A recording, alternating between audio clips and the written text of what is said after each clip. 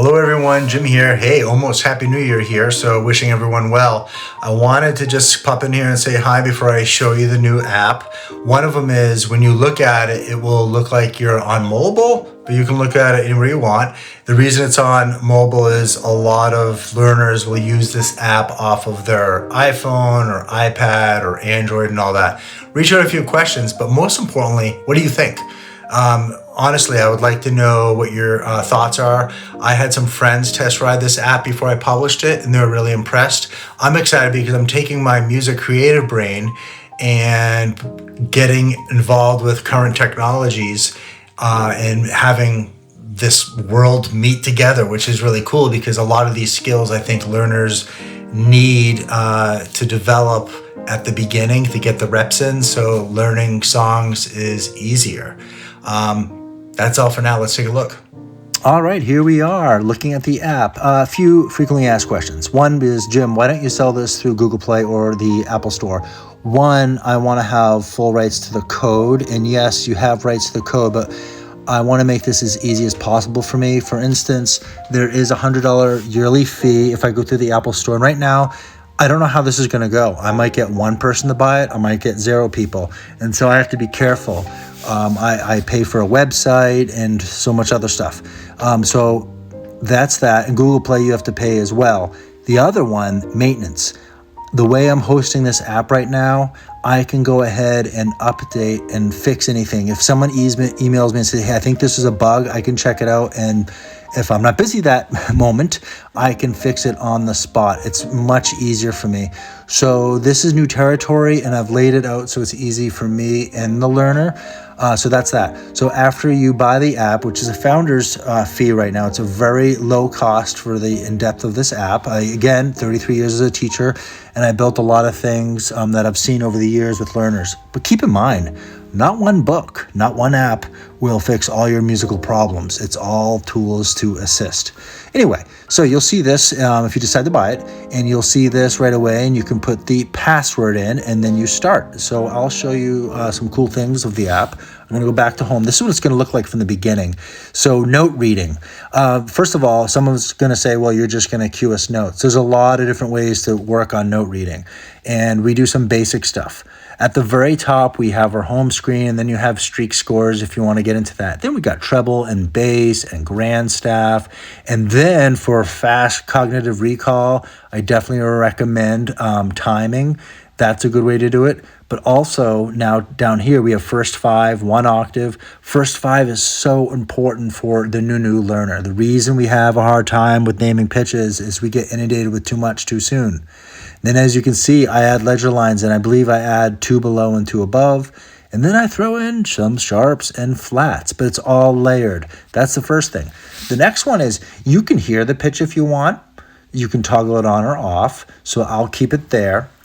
And then you can cheat. Well, excuse me, I won't say cheat, but you can look at the notes and the names of them. But I really recommend soon you just turn that off, okay? But that's fine to do, but really, you want to get used to learning the language here.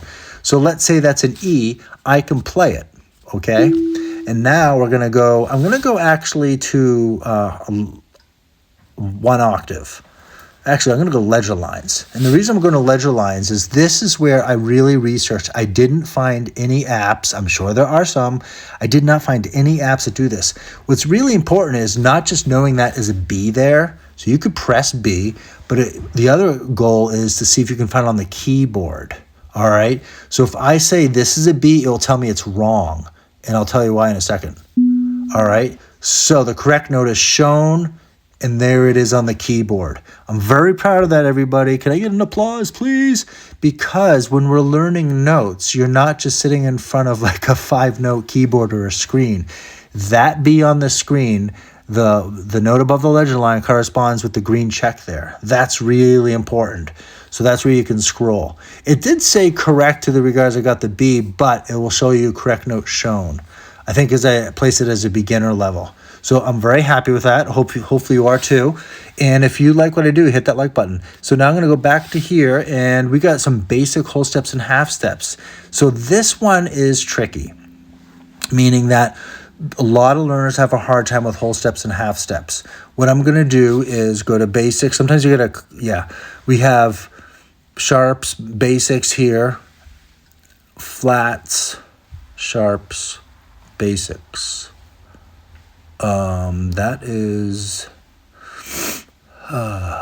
okay, we got a little problem. I'll go back to that. I'll edit that out. All right, now I just want to talk about the whole step, half step recognition. It's pretty simple. Basically, we'll go to grand staff. Oh, we're gonna go to bass clef. I didn't put grand staff in this one, but we'll go to bass clef, and you'll see the pitches in A to G. You have a choice. Is it whole or is it half? All right, so I'm gonna play whole, and it'll let you know if it's correct. And then you go to the next one. And then you can go ahead and review the whole steps and half steps. And it does two things. One, you're not only learning note recall, but two, you're learning about the steps of the system. You're comparing it to the piano and to the staff. What might be confusing, if you look at the color coding, that brown is middle C. We're always looking at middle C. And then the green represents note 1, the orange represents note 2. So you can see what's going on there. I do know I have to make those colors a little smaller. That's just going to take about a page of code. So that's a G to an A. So I'm going to say it's a whole step. Okay. All right. Now I'm going to go back here. And that kind of sets us up for some important things down the road. But for interval recognition, I'm going to just make sure I turn that up. You can tap to, the staff to hear it.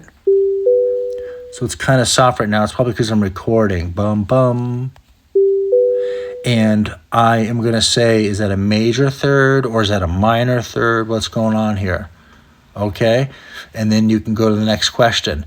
So this one can work in two ways. It can work as ear training, and it also can just count as the notes.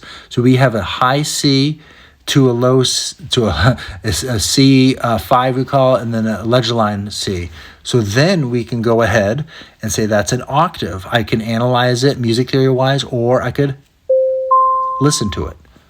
So there's a benefit there. And then you go to the next question. And going back up to here, we have different keys that you can work on. So this gets a bit more advanced, but that's a good thing. You can just take your time with the C. Again, those are the times. Just checking out the grand staff, checking out the bass. All right, so now I'm going to go to the scale building. This one I kind of came up with in the middle of the night. The scale building is a fun one. Basically, I talk about the steps, the whole half, and because we've already worked on the module whole half, you can go ahead and explore this one. And what it is we are going to build, it says build a F scale. All right, so the way we can do this is you're just going to play the piano. So we're going to start there, F, and to G is a whole, and then it shows you it's a whole, G to A, and then you can undo, my hand's a little big, and then G to A, we need to play, there we go. So we have the three notes, and then I need a half. And so from A, what would be a half? Physically, the closest note, B flat. There we go, and it shows that. And then a C, and then I'm going to scroll a little bit. I'm on a regular iPhone, an oldie but a goodie. And then now I need another whole, C to D, and then D to E, and then I finish with a half. Let's see if I'm right, E to F. All right, and then I'm going to check. And it says I'm perfect. I'll tell my son that. And it shows you everything on how it's built. All right, so now I'm going to do one more, and this is a C major scale, and I'm going to go ahead and maybe say I can build this correctly. Let's see. All right, and then I can't even check because I'm missing a note. Oh yeah, I'll put a G in there. Let's check. All right, so it says note 4 was wrong. Yes, I put a tritone in there. I got a little funky. So this took some time. There's some ear training in here, and you can also just learn building it. And these are just a few minutes. I'm doing a little tour today, but you can just do a little bit. That is one of my favorite exercises. This one's super important, melody notes. At first, I'm like, will people understand why I'm doing this? And by the way, it will play it too. And what is cool about this one is this is what happens when we sit down and look at music. So we got an first note. I'm going to put an F. Second note, we'll put a D, and then we'll put a G, and then check answers. All right, I got it correct. That's important because if you just do one note at a time, that's not how you're going to look at music. And this is a little tricky. You want to take your time with this exercise, but this is a benefit because if you do this, this work, these little reps, a few minutes every day, it'll be so much easier when you sit down and learn songs and pieces. This is also important for us polyphonic players. Stacked. What do we got going on here? It's the same thing. You're going to hear from bottom to top like we should. And it separates it. And so you have F, D, G. The reason it's saying it's correct because I already did it before, but you want to practice it melodic and stacked. So that is stacked.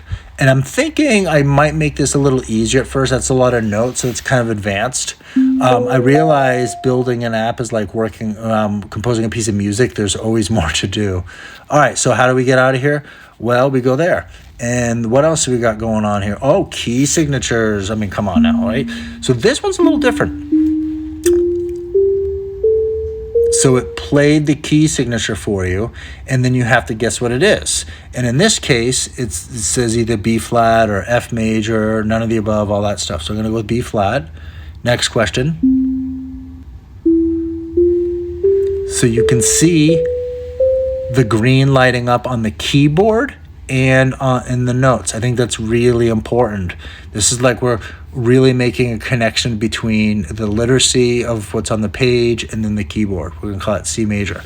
What do you guys think? I would love to know because this has been an interesting adventure for me.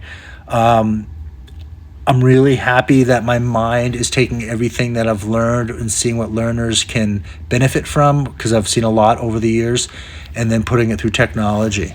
I'm hoping this is kind of a new adventure for me. I think it's going to be a great launching point for me as a digital creator and as an educator to help reach people and get them to improve with music. And that's about it for now. I wish everyone well. Please take care. Bye-bye. Thank you again. And remember, if you like what I do, think about subscribing because I have some new content coming up and I am going to continue the Alfred series and all that stuff. Reach out and say hello. And I wish everyone well. Happy music making and see everyone next year or, well, in a few hours, I guess. But if you're still here. All right. Bye-bye.